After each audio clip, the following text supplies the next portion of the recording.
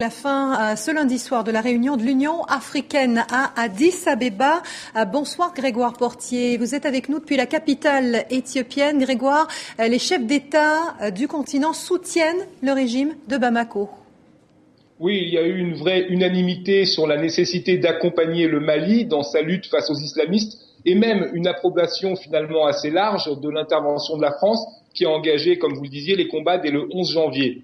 Ces derniers jours, à Addis Abeba, on s'attendait éventuellement à quelques voix discordantes, la voix égyptienne par exemple, mais la dynamique a été telle qu'elles ont été étouffées. La présidente de la commission, la sud-africaine Nkosazana Dlamini-Zuma, avait donné le ton. Les pays ouest-africains lui ont sans surprise emboîté le pas. Et comme au même moment sur le terrain, on l'a vu aussi, les troupes maliennes et françaises avançaient avec succès, les critiques potentielles se sont fait discrets.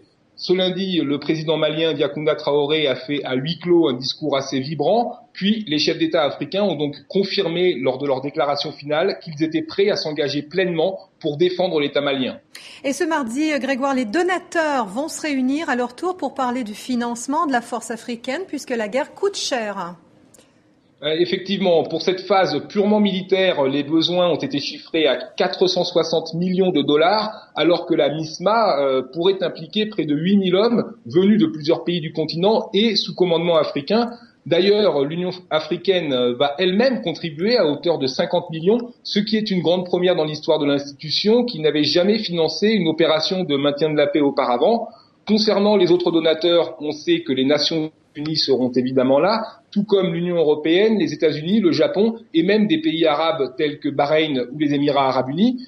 Quant à la France, elle sera représentée par Laurent Fabius, le ministre des Affaires étrangères, venant passer quelques heures à Addis Abeba, sûrement très satisfait lui aussi du retentissement finalement positif de l'intervention française.